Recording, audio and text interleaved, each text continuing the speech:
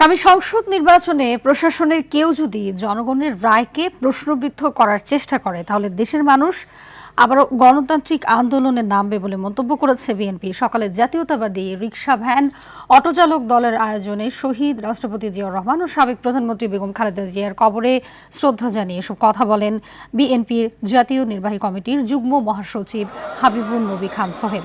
দেশের মানুষ যখন পরিচ্ছন্ন নির্বাচনের প্রস্তুতি নিচ্ছে তখন একটি গোষ্ঠী নির্বাচন নিয়ে অস্থিরতা তৈরির চেষ্টা করছে বলেও মন্তব্য করেন তিনি।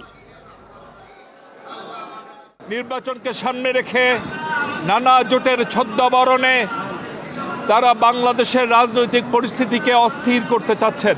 আবারও কোনো গোষ্ঠী প্রশাসনের ভিতরে বা বাইরে এই নির্বাচনকে প্রশ্নবিদ্ধ করবার জন্যে, জনগণের রায়কে ভিন্ন খাতে প্রবাহিত করবার জন্যে কোনো রকম ষড়যন্ত্রে লিপ্ত হয়।